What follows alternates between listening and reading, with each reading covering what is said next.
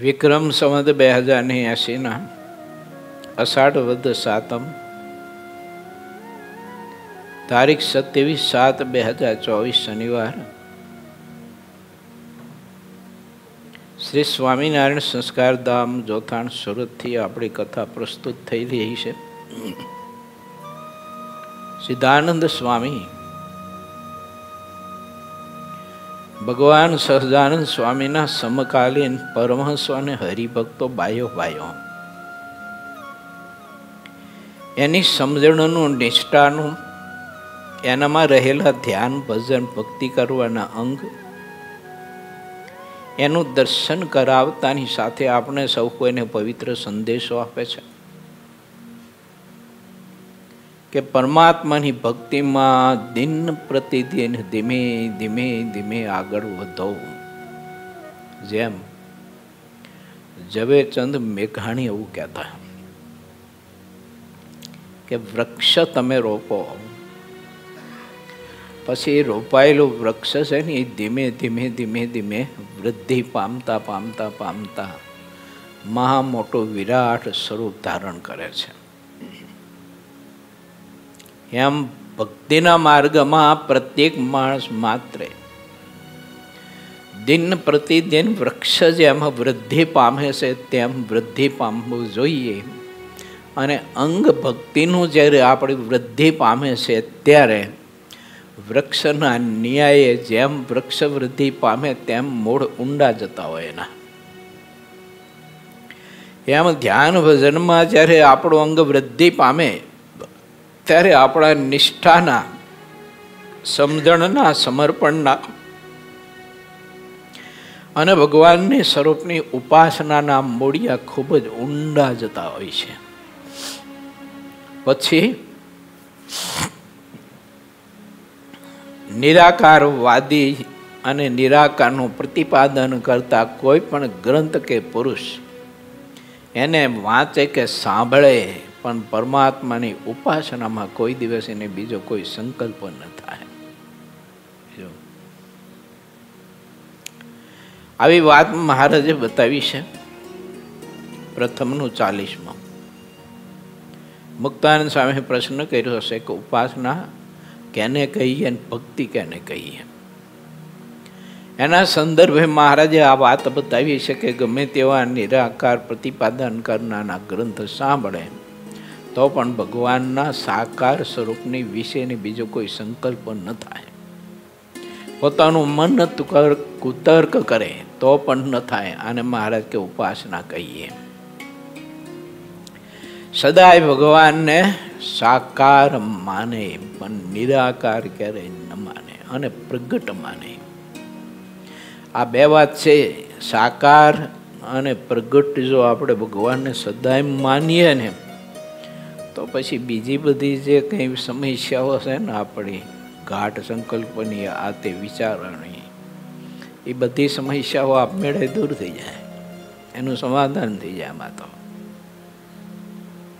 હવે વિચારીએ કે સત્સંગમાં કે સત્સંગના બગીચામાં આપણે એક વૃક્ષ રોપ્યો એટલે આપણે સત્સંગમાં આવ્યા, સત્સંગ આપણે સ્વીકાર્યો.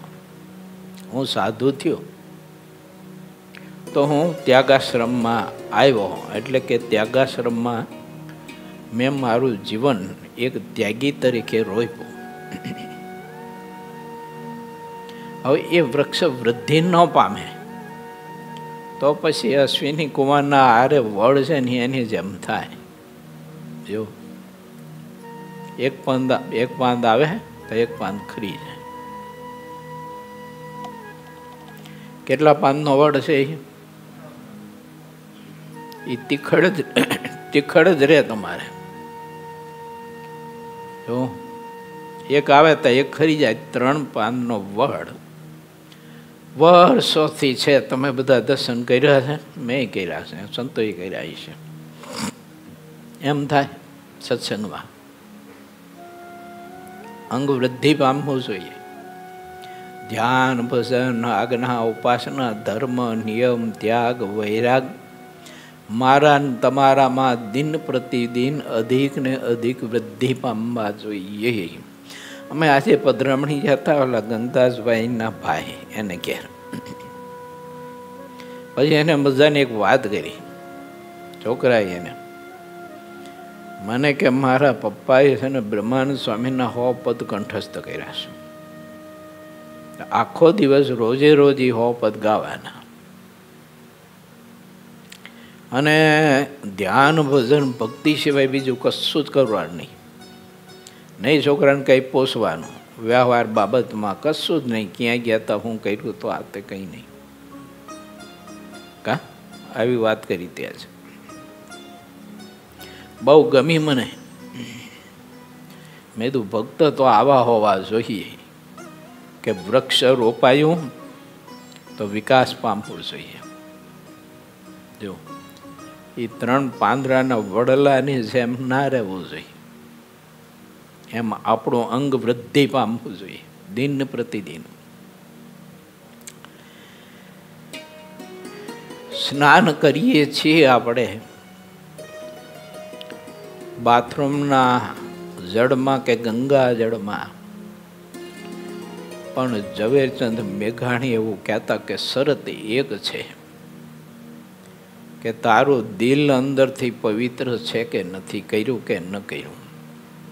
ઓલો તો સ્નાન કરીને દેહને પવિત્ર કર્યો, પણ અંદર હૃદય પવિત્ર થયું કે ના થયું તારું?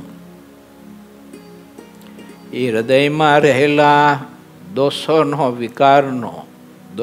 વિકાર, ઈર્ષા, અહંકાર, અદેખાઈ, માન મોટપના મોભા, એનો વિકાર, એ બધો ધોવાણો ન ધોવાણો. ઘણી વખત તો ગંગાજીમાં આપણે સ્નાન કરતા હોય, પણ અંદર તો બધો વિકાર કદડો તેમ નામ ભર્યો હોય. કોઈનું સુખ કે કોઈનો વિકાસ, કોઈનો ઉત્કૃષ્ટ તો માણસ સહન ન કરી શકતો હોય. વાતે વાતે શંકા કુશંકાઓ, આવું બધું બહુ થતું હોય. જો હા, મને એક જણો ત્યાં આપણે ગુરુકુળમાં ઉત્સવ હતો ને ગયા વર્ષે પાટોત્સવ, ભાઈ એક ગરીબ ભગત મને મળ્યા, ગામનું નામ ને બધું તો તમને ન દેવાય, પણ મને મળ્યા. મને કે જાણી જોઈને ઓલો પોટાવાળો છે ને મારા પોટા ન પાડતો, જાણી જોઈને કે હા. મેં કે 7 દિવસ સુધી નિરીક્ષણ કર્યું.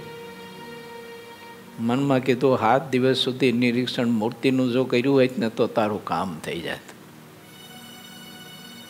જાણી જોઈને મારા પોટા જ નહોતો પાડતો, કે હું જ્યાં ઊભો હોય ને તો અહીંયાથી કેમેરામાં ફેરવી નાખે. કે હવે જે પોટા પાડતો હોય ને એને મનમાં કાંઈ ન હોય કશું. આવા ટીટોડી જેવા વેમેલા માણસો બહુ હોય છે, દુઃખી થતા હોય ને બીજાને દુઃખી કરતા હોય. જો આ બધો વિકાર છે. તો સત્સંગમાં આપણે આવ્યા, સત્સંગમાં જોડાયા, સત્સંગ સ્વીકાર્યો, તો એ સ્વીકાર કર્યા પછી આપણું આ વૃક્ષ, આપણું જીવન એ વૃદ્ધિ પામ્યું સત્સંગમાં? ના પામ્યું કે આપણે એમને પડ્યા જ હજી ઈર્ષા ન દેખાય, કામ વાસના રસાસ્વાદ, લોભ વગેરે વગેરે બધું અદેખાય, મત્સર, અસૂયા, રાગ, દ્વેષ, એકાદા પ્રત્યેની ગ્રંથિઓ, આંટીઓ, એકાદા બીજા પ્રત્યેના અણગમા, એના એકાદા બીજા પ્રત્યેના મનુષ્ય ભાવ, પ્રાકૃત ભાવ, આ બધું આપણે અંદરથી સૃષ્ટિ બધી ધોઈને સાફ કરી શક્યા કે ન કરી શક્યા? વૃક્ષ વૃદ્ધિ પામવું જોઈએ. એવું ઝવેરચંદ મેઘાણી, આપણા ભારત દેશનું ગૌરવ કવિ, એ કહે છે. એવું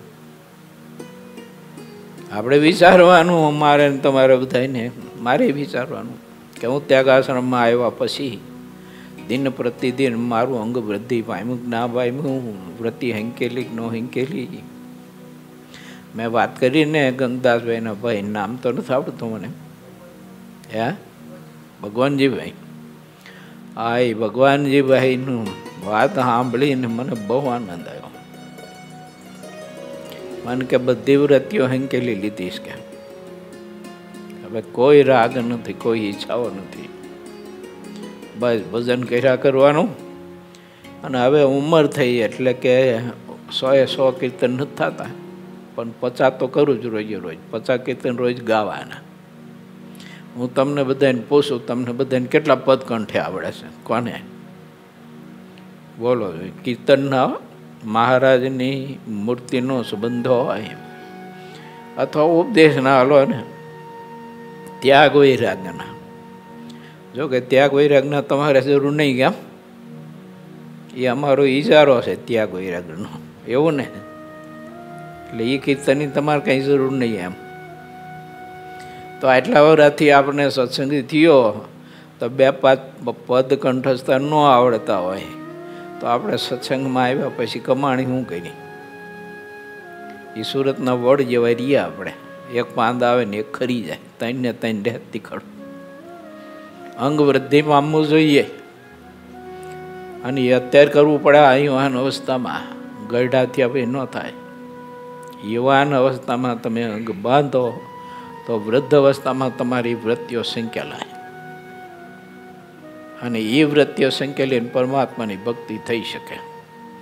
બાકી ગરડા થયા પછી પણ વાંદરું ગઈઢું થાય પણ ઠેકું ન ભૂલે. જો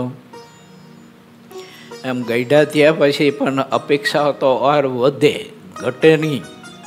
હવે મને પૂછતા નથી, મને પૂછીને કરવું પડે, મને જાણ કરવી પડે. આ બધી જબર પીડાઓ હોય છે વૃદ્ધ અવસ્થામાં.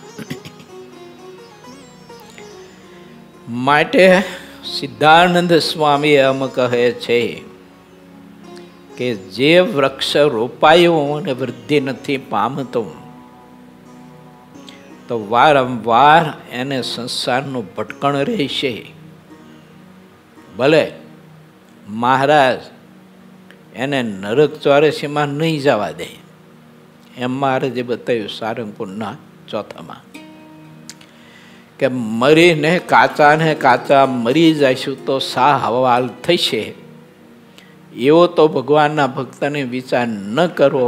કેમ કે પ્રભુ દયાળુ છે એટલે મરીને નરક 84માં તો નહીં જવા દે, પણ વારંવાર સત્સંગમાં એ જન્મ તો ધારણ કરવા પડશે.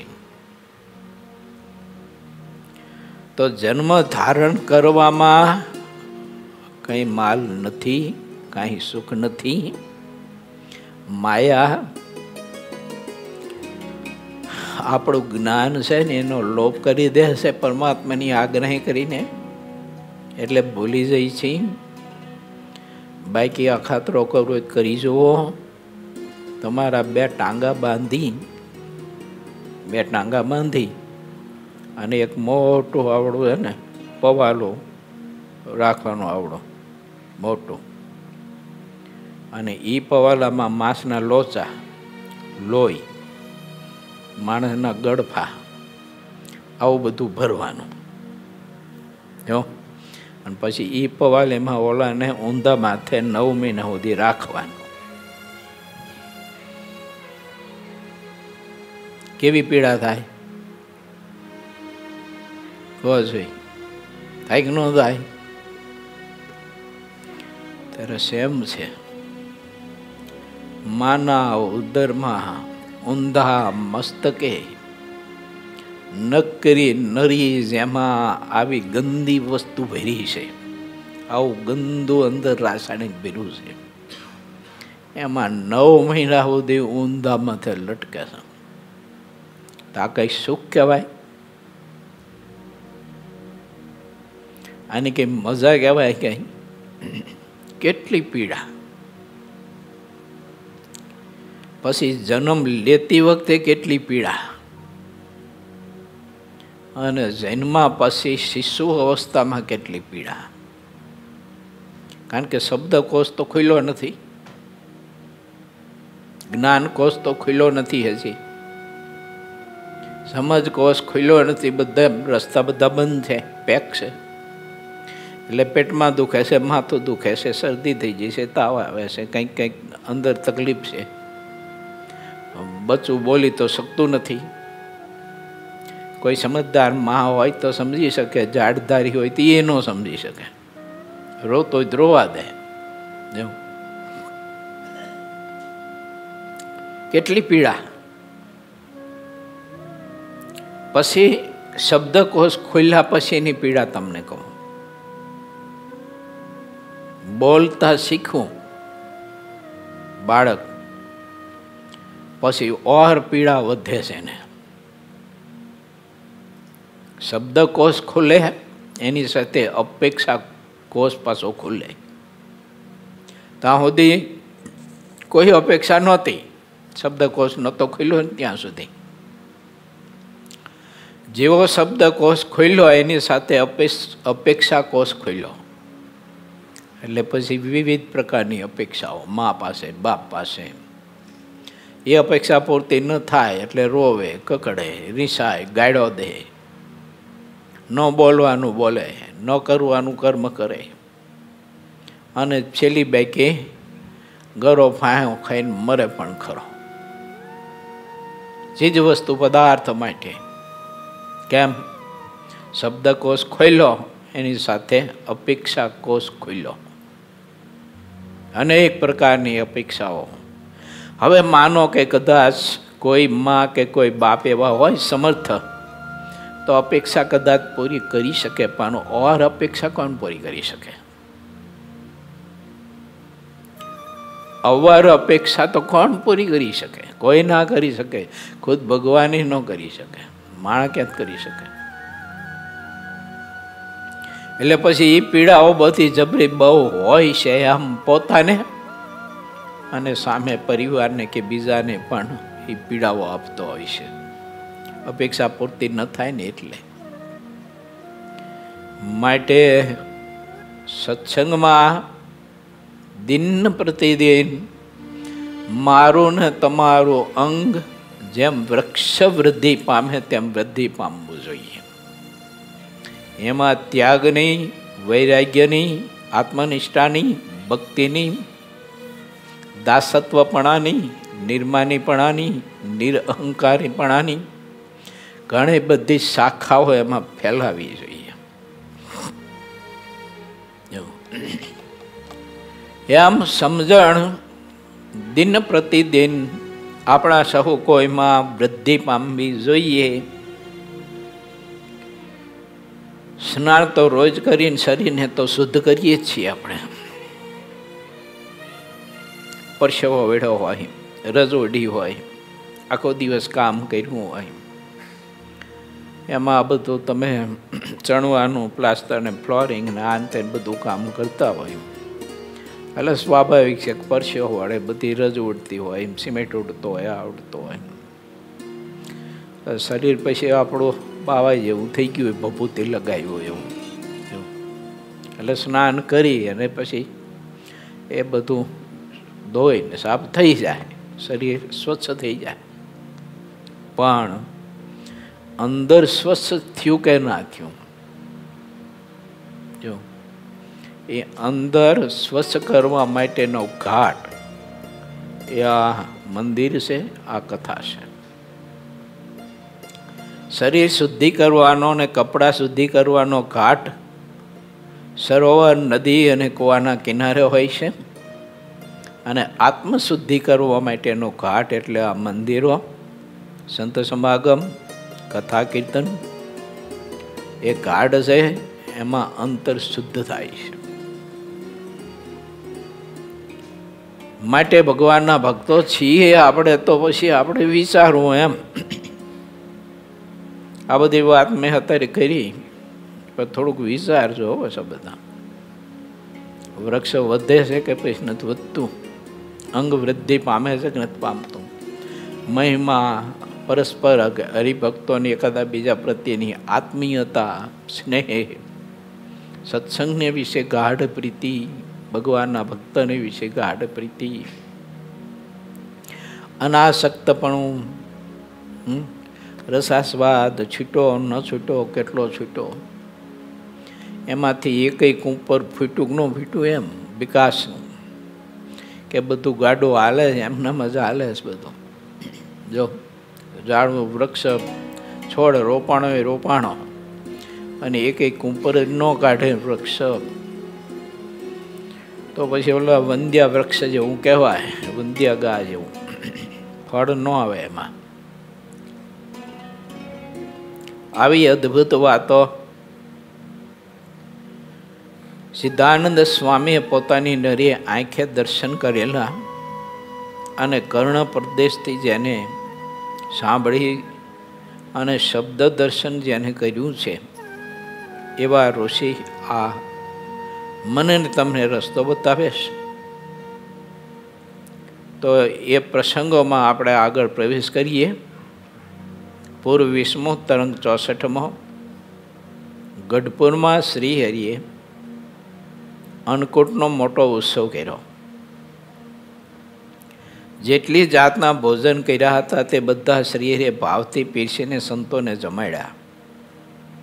તે રીતે જે પાર્ષદો હતા તે બધાને જમાડ્યા. સહુ હરિભક્તો નજીક ઊભા રહીને શ્રીહરિના દર્શન કરતા હતા. શ્રીહરિ જેમને જમાડતા હતા તેમના ભાગ્યને કોણ કહી શકે? તેમના એવા ભાગ્ય ઉદય થયા હતા કે તેનું વર્ણન થઈ શકતું નથી. તેમના જેટલા બધા અપાર ભાગ્ય ઉદય થયા હતા કે અત્યારે તેનું માપક થઈ શકતું નથી. હું તો થોડું જ બોલું છું, કારણ કે મારી બુદ્ધિ પણ ઘણી અલ્પ છે. કોણ લખે છે? સિદ્ધાનંદ સ્વામી. આવો મોટો જબરજસ્ત ગ્રંથ લખ્યો એ પુરુષ એમ કે મારી બુદ્ધિ અલ્પ છે, ને આપણે બધા એવું માની અમે બુદ્ધિશાળી એમ. મારા જેવો કોઈ બુદ્ધિશાળી નહીં. આવું બધું ભૂસું કરી ગયું હોય આપણને. આ બાકી એને જો રોટલી કરવા બેહાર્યો હોય ને તો ભારતના નકશા જેવી ન વણી શકે. બાકી બુદ્ધિનો દોડ બહુ હોય આપણને પાસે. મારા જેવો હોશિયાર બુદ્ધિશાળી કોઈ નહીં. જાણવો જા બુદ્ધિશાળી મારે જે એને કહ્યો છે, કુશાગ્ર બુદ્ધિનો એને કહ્યો છે કે જે પોતાના આત્માના કલ્યાણનું સાધન કરે છે ને એને કીધો છે. બાકીના તો બધાને જાડી બુદ્ધિના કીધા ને મહારાજા. જો જાડી થોથા જેવી આમ આપણે માની છીએ બહુ ઝીણી કુશાગ્ર બુદ્ધિ મારી. એટલે જાડી બુદ્ધિ છે તારી, કુશાગ્ર નથી, તને વેમ છે, માટે વિચાર કર. અક્ષરાંશ મેં વાતોમાં બહુ દાખલા લીધા જાડી બુદ્ધિવાળાના. એક સેમ્પલ આપું તમને. જો છે તો ઘણી બધી વાતો, પણ એક જ સેમ્પલ આપું તમને. એક ડોશીમાં હતા, એને દીકરો હતો. પછી એનો બાપ મૃત્યુ પામ્યો એટલે એનું હરામણું કરવાનું હતું. એટલે પહેલાંના જમાનામાં આપણા ગામડાઓમાં છે ને હરામણું તળાવના કિનારે અથવા નદી હોય તો નદીના કિનારે અહીંયા હરામણું કરવા જતા ભૂદેવને સાથે લઈને. અને ભૂદેવ બધો વિધિ કરાવે, એ પિંડ વેદ ને આ તે બધું કરાવે. પછી જો પિંડ વેદની તમને ખબર છે? ઘઉંના લોટના પિંડ કરે મુઠિયાવાળા. પછી એને દર્ભની હળીથી કાપે, એને પિંડવેદ કહેવાય. એટલે પિંડવેદ કર્યો એટલે પછી ગોત્રોનો સંબંધ કપાઈ ગયો એમ.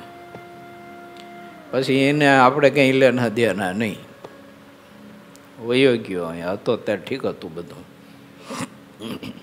જો બ્રાહ્મણ પિંડવેદ કરી દે એટલે કે હવે તમારે એના બધા સંબંધો પૂરા થઈ ગયા. તે એના બાપનું હરામણું કરવા જવાનું હતું. તે બધો જે કંઈ પૂજાપો હતો તે બધો ડોશી તૈયાર કર્યો. પછી ગોરવાન બોલાવ્યા. ગોરવાને દક્ષિણામાં આપવાનું જે કંઈ હશે નક્કી કર્યું. અને આના બાપનું હરાવણું ગોરવાન કે બહુ સારી રીતે કરજો કે. તો એનો બાપ ફરીને ક્યારેય પાછો અમને દર્શન દેવા ન આવે એમ, એવું હરામણું ઠીક ઠીક કરજો એમ. ગોરવા કે ચિંતા ન કરતા હાજી કે બધો શાસ્ત્રના વિધાન પ્રમાણે વિધિ કરીશ બધો. ગોરભા અને છોકરો ભાઈ જવા તૈયાર થયા ત્યારે ડોશી કેલા ઉભો રહે. અહીંયા શું રહે તો કે જો તારામાં અકલ બહુ ઓછી છે અને તારે કરવાનું છે તારા બાપનું હરામણું, વિધિ કરવાનો. એટલે બહુ ડાપણ ન કરતો, બોલ બોલ ન કરતો. ગોરભા કરે એમ કરવાનું અને ગોરભા બોલે એટલું જ બોલવાનું, બધા તાર નહીં બોલવાનું. ઓલો કે ન બોલું માં કે એમ તો કે તારો દીકરો ડાયલો છે કે જો હા તું કે એટલે પછી એટલું જ બોલવાનું. ગોરભા કરે એમ જ કરવાનું, એ બોલે એમ જ બોલવાનું. આ જા કહેવાય બસ જોઈજે પાછું બાપ તો નહીં કે. ગયા નદીના કિનારે પૂજાપાના પડીકા બધા છોડ્યા, તૈયાર કર્યા અને પછી પહેલાં સ્નાન કરવું પડે એને. જેના વિધિમાં બેસવું હોય ને એને સ્નાન કરીને દેહ શુદ્ધિ કરવી પડે ને. એટલે ગોરભાઈ કહ્યું કે એલા પહેર પોત્યું, સ્નાન કરવા માટે ધોતિયું પહેરવું પડે ને. પહેરેલા પોત્યું તો ઓલો કે પહેરેલા પોત્યું. મેં કીધું હતું ને ગોરભા બોલે એમ બોલવાનું, કરે એમ કરવાનું. તો ઓલા ગોરભા કે સારું ગાંડું લાગે છે. ઓલો કે આ કે ગાંડું લાગે છે. ગોરભા કે સારું આવું અકલમઠું ક્યાંથી આવ્યું? તો ઓલો કે આવું સારું અકલમઠું ક્યાંથી આવ્યું કે સારું બુદ્ધું છે. ઓલો કે સારું આ બુદ્ધું છે કે. તે ગોરભાનો પીતોય ગયો. એ ગોરભાઈ તો બે ચડાવી દીધી. આ કે બુદ્ધું કહું એમ કરતો નથી. તો ઓલા એમ થયું કે હવે મારો વારો આવ્યો. તો આ તો દૂધનો ખાધેલો પાછો, હા દૂધ મળ્યો. ગોરભાને બે ઉપાડીને ચડાવી દીધી. મારું સારું કે હું કહું એમ કરતું નથી કે. ગોરભા તો ચક્કર ખાઈને પડી ગયા હેઠા. હવે આના બે લાફા એટલે તો દૂધ મળ્યાના. ગોરભા બિચારા સહન કરી શકે? તમર ચડી જાય ઘડીક તો. હા પછી તમારું વિતરેલ ગોરભા ઊભા થયા. એ પાછા લાડવા ખાધેલા જ હતા પાછા એ. હા મારું સારું કે ઝાડ ધારું કે કહું એમ કરતું નથી, ઊંધું ઊંધું કરે. તો ઓલું છાણું હરગતું હતું. વિધિ કરવાનો હોય ને ત્યારે છાણા હરગાવવા પડે અડૈયા. એ છાણા હરગતા જ બેચા. અને ગોરભાઈ પછી ઓલાને બાથમાં ભરીને ઉપાડીને નાખ્યો હેઠો. અને માથે ગોરભા ચડી ગયા ઘોડો પલાંગી. ઓલાએ તડફડિયા મારી અને બળ કરી અને ગોરભાને હેઠે નાખી અને એને ગોરભાને બાથમાં ભરી અને જે ઉપાડીને નાખ્યા ને તો ઓલા હળદતા સાણા ઉપર નાખ્યા. અને ગોરભા રાડે રાડે ઉપાડે. એલા મોક એલા મોક તારા બાપનું હરામણું થઈ ગયું મોક. ના હો મારી માં કહેતી હતી કે સારી રીતે હરામણું કરાવજે કે. એલા મોક એલા હજી મારી માં કહેતી હતી કે સારી રીતે હરામણું કરાવજે.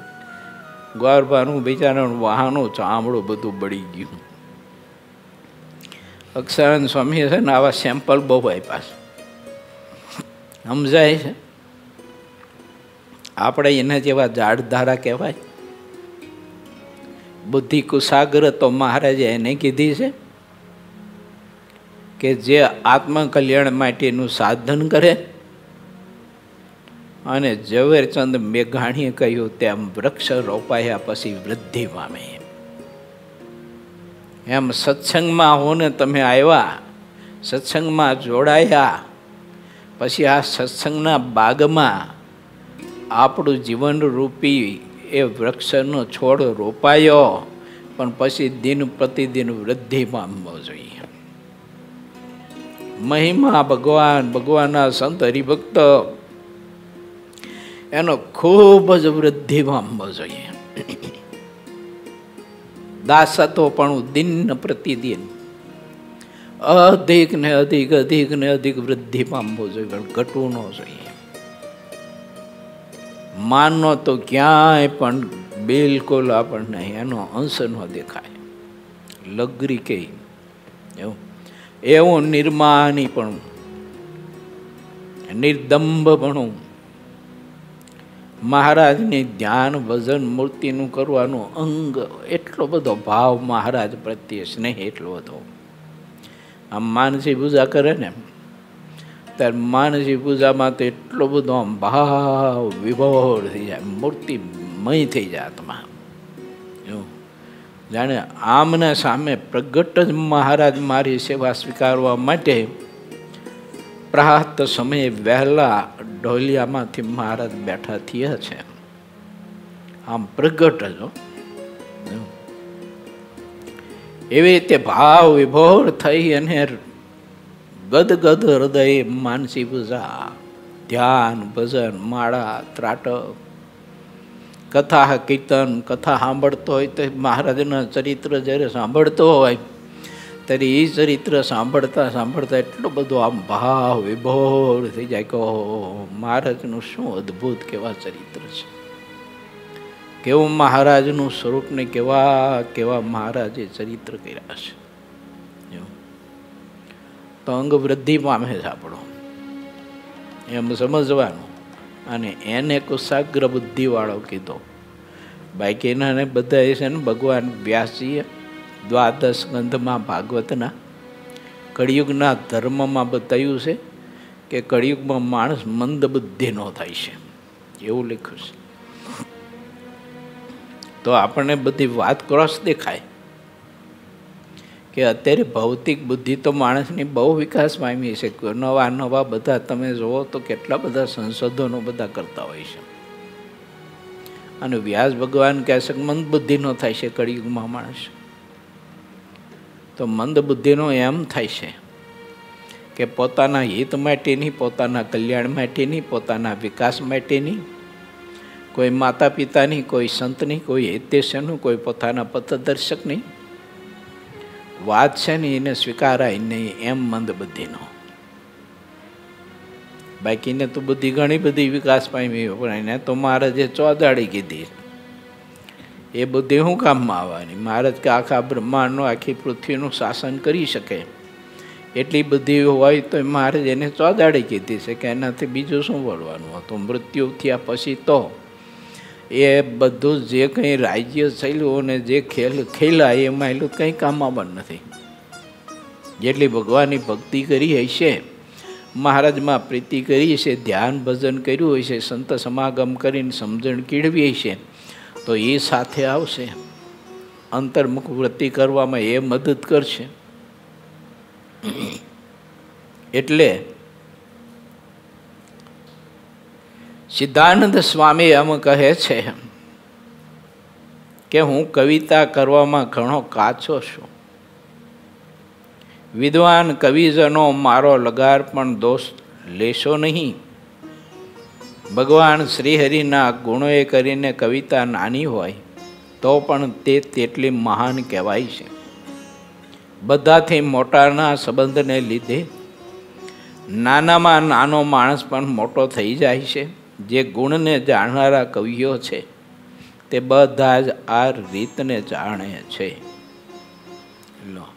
કોઈ મોટો માણસ હોય ને એની સાથે આપણને મિત્રતા થઈ ગઈ હોય એટલે જગતની દૃષ્ટિ આપણાથી આખી બદલાઈ જાય, આપણને મોટા માને. જો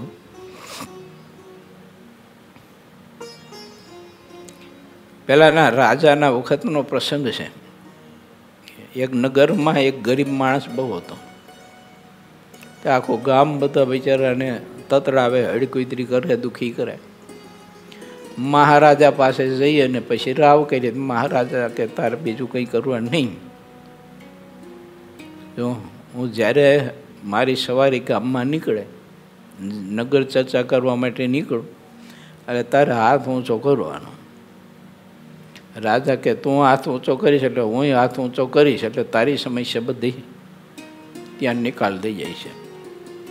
જો તે રાજાની સવારી નીકળી, બર મેદની ઓલે હાથ ઊંચો કર્યો, તો રાજાએ હાથ ઊંચો કર્યો. 2-3 વખત આવી રીતે નગર ચર્ચામાં ને એમાં રાજા નીકળ્યા ને 2-4 વખત હાથ ઊંચા કર્યા, રાજાએ ઊંચા કર્યા. લોકોને નગરના બધાને ફળફળાટ થઈ ગયો કે આની સામે આપણે કંઈ ન બોલાય ગયા. જો આની હરિયું કરતા જ મને હવે ન કરે. કેમ તો કે એને રાજાનો માનીતો થઈ ગયો કે જો રાજા હાથ ઊંચો કરે. આપણને તો કોઈ દિવસ રાજા હાથ ઊંચો કરી અને આપણે ધન્યવાદ શુભેચ્છા નથી પાઠવતા. અને તો જો જ્યારે સવારે નીકળે ત્યારે રાજા હાથ ઊંચો કરે છે. એવું તે સુખ્યો થઈ ગયો. બોલો આટલી વાતમાં સમજાય છે? એક રાજા હાથ ઊંચો કરે એની સામે એની સમસ્યાઓ બધી છે ને એનો નિકાલ આવતો હોય તો અક્ષરધામનો અધિપતિ પુરુષોત્તમ નારાયણ તો આપણે હાથ ઊંચો કરીને હાથ પાડે છે, એટલે આવો અહીંયા આવો. હે જેને જોઈએ તે આવો મોક્ષ માગવા રેલો. લખ્યું કે ન લખ્યું? જેને આત્યંતિક કલ્યાણ પ્રાપ્ત કરવું હોય તો આવો મારા શરણે. એમ અને પરમાત્મા જ્યારે ઊંચો હાથ કરીએ અને પછી આપણે નવાજતા હોય તો પછી કાળ કર્મ અને માયા ઇન્દ્રિયો અંતકરણ એના તોફાનો એ જીવને પછી કેવી રીતે નડી શકે કે ભજવી શકે. પણ મહારાજ હાથ ઊંચો કરીને આપણને શુભેચ્છા આપે એવું જીવન કેળવવું જોઈએ, એવું અંગ બાંધવું જોઈએ, એવી ભક્તિ કરવી જોઈએ, એવું દાસત્વપણું દ્રઢ કરવું જોઈએ, એવો મહિમા સમજવો પડે આ સત્સંગનો. માટે સ્વામી કહે છે ભગવાનના સંબંધ વગરનો ચાહે તેવો ચતુર કવિ હોય તો પણ તેનું જે કાવ્ય છે તે નરકમાં જવાનો માર્ગ કહેવાય છે. જેટલા ગુણ જાણનારા કવિઓ હોય તે બધા આવું સમજે છે. જ્યારે સંધ્યા વખત થયો ત્યારે દીપમાળાઓ પ્રગટાવી ભગવાનને ભવનની વાસરીમાં સુંદર રીતે પલંગ બિછાવી દીધો હતો. શ્રી હરિ આવીને તેના ઉપર બેઠા. તે સમયે સોનેરી વસ્ત્ર અને સોનાના ઘરેણા ધારણ કર્યા હતા.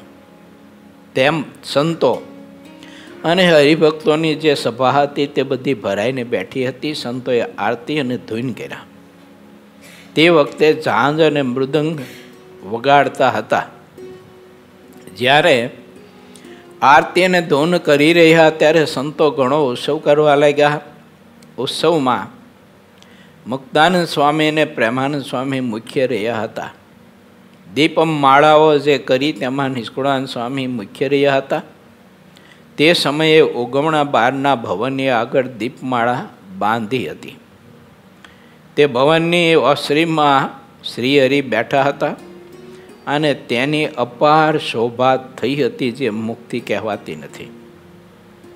કેટલાક બિલોરી કાચના ઝુમ્મર બાંધી દીધા હતા. તે ઘણા સુશોભિત લાગતા હતા અને તેની શોભા ઘણી બધી થઈ હતી. ત્યારે ભાવનગરના લોટિયા વાળા ઘણા જ ભાવથી બિલોરી કાચના ઝુમ્મર બનાવીને લાવ્યા હતા. તેણે ભેટને નિમિત્તે તે ઝુમ્મર શ્રીહરિની આગળ મૂક્યા. તેથી શ્રીહરિ તેમના ઉપર બહુ રાજી થયા અને તેને કિંમત પ્રમાણે શીખ કહેતા ભેટ કહેતા રૂપિયા અપાવ્યા મહારાજે. અન્નકૂટને દિવસે લાડુબાએ કોઈ પાર ન આવે એટલા બધા પકવાનો ભોજન તથા વ્યંજન અન્નકૂટમાં કરાવ્યા હતા. પકવાન તો 15 દિવસ સુધી લખુ કંદોએ કર્યા હતા અને લખુ કંદોયના જેટલા સંબંધીઓ હતા તે પણ પકવાન કરવા આવતા હતા. હરિભક્તો શ્રીહરિ અને સંતોને માટે જ્યારે પકવાન કરાવતા હતા તે હરિભક્ત લખુ કંદોઈ આવીને પકવાન કરી આપતા. બધા પકવાન ઉજળા સ્વચ્છ કરતા હતા. તે કરવામાં ઘણો ભાવ રહેતો હતો. ભાવથી જે જે વસ્તુ બનાવવામાં આવે તેની ક્ષમતા બીજું કોઈ કરી શકતું નથી. ભાવ જ સર્વોત્તમ છે.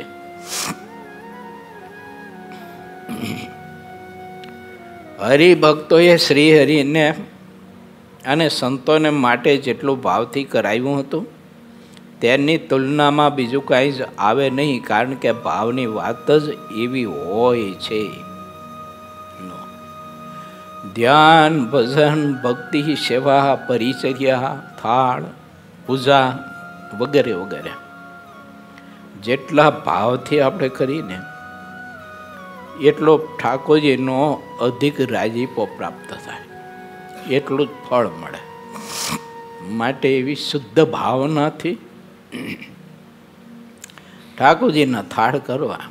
ઘેર નિત્ય બહેનોને રસોઈ તો કરવી જ પડે. જે કંઈ રોટલી ભાખરી શાક જે કંઈ કરતા હોય તે બસ આમાં ભક્તિ ભાવ જ ભેળવવાનો છે. મારા ઠાકોરજી માટે હું થાળ કરું છું. આ એક અન્નકૂટ કહેવાય, આ ઉત્સવ કહેવાય. જો અન્નકૂટ એટલે 100-200 આઈટમો ધરાવી તો જ અન્નકૂટ કહેવાય એવું નથી. ખાલી ભાખરી શાક તમે ધરાવો તો એ કાફી છે. જો ઓલા કર્માબાઈ હતા દક્ષિણના ને, ક્યાંના દક્ષિણના હતા લગભગ. તે કર્માબાઈ હતા તો ખાલી ખીચડો બાપતા. જો પણ ખબર નહીં હવે ઠાકોરજીનો ખીચડો ખાવા રોજ જાય પાછા. કર્માબાઈનો ખીચડો એના ભજન ભાઈ નાશો. કેવી ભક્તિ હશે, એમ કેવો ભાવ હોય છે, કેવો મહિમા હોય છે. અને મીઠા વગરની, વઘાર્યા વગરની, ખાલી નકરી બાફેલી ડોડીની ભાજી અને મઠનો રોટલો ભગવાન સ્વામિનારાયણ જીવન ભગતનું જીમા અને ભગવાન કૃષ્ણ વિદુરજીની ભાજી જીમા. ચાલો વિદુર ઘેર જઈએ, ઓધવજી ચાલો વિદુર ઘેર જઈએ. ભજન છે એનું આખું. જો કેવો ભક્તિભાવ છે. આ ભાવનાનો છે ને, માર્ગ છે ભાવનાનો છે. શુદ્ધ ભાવ હોય તો મારી તમારી સેવા ઠાકોરજી ખૂબ ભાવથી સ્વીકારતા હોય છે. વચનામૃત ગ્રંથમાં મહારાજે લખ્યું છે, મહારાજ કે ભાવ વગરનું કરે ને એ તો ભોજને અમને ન ગમે ને પૂજાય ન ગમે. ઘણી વખત આપણી ભાવના બધી એવી હોય. અમે ગામડે ગયા તો 2 સંતો, ઓન પુરુષોત્તમ સ્વામી. ગામનું નામ ન દેવાય કારણ કે તમારા પ્રદેશનું જ છે. એટલે હજી અહીં પાછું જોથાણા આવવાનું ખરું ને, એટલે ગામનું નામ ન દેવાય. થોડોક દુષ્કાળ જેવું હતું. પછી એક હરિભગત આવ્યા તો કે સામે થોડીક શેરડી લેતો હું કે.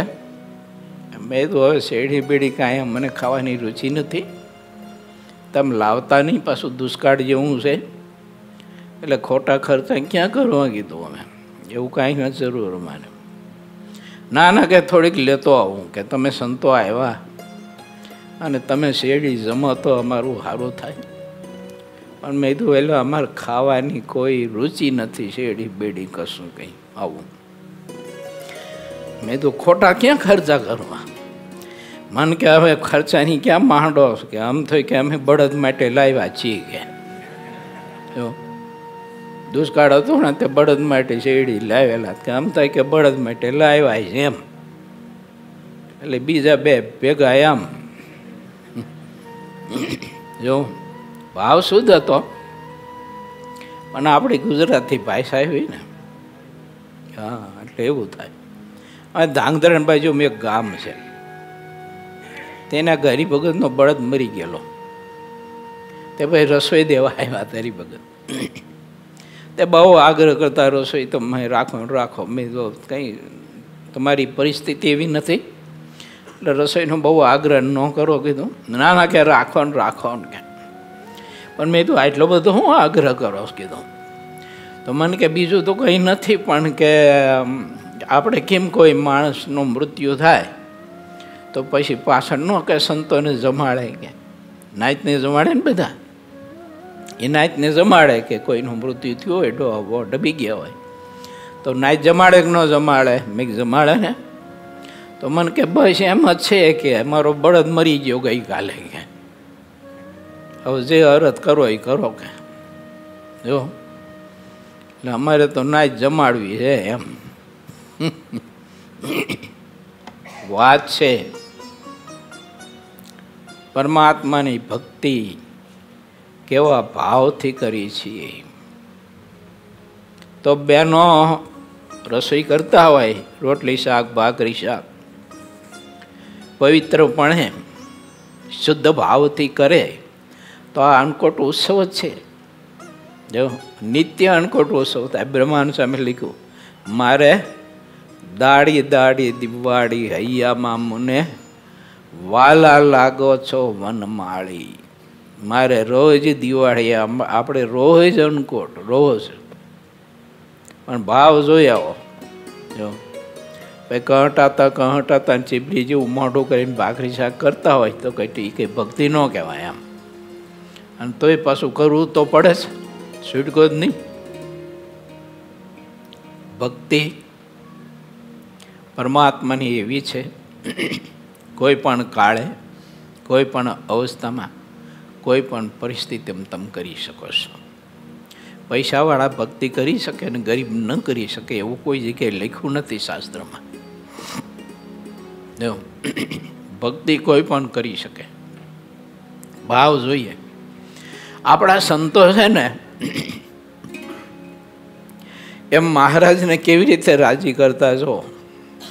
આવી વર્ષા ઋતુ હોય, સત્સંગમાં વિતરણ ચાલુ હોય, એટલે સત્સંગમાં વિતરણમાં મહારાજને સંતો બધા નીકળ્યા હોય તો ચાલતા ચાલતા કોઈ નદીના કિનારે મોટું વૃક્ષ વળેલા જેવું સંતો જુએ તો મહારાજને પ્રાર્થના કરે કે મહારાજ, નદીમાં જળ બહુ સરસ છે, આ જળ સ્નાન કરી અને ઘડીક વિશ્રાંતિ આપણે લઈને પછી આગળ પંથ કાપીએ તો મારા સંતોની ભાવના સમજી જાય.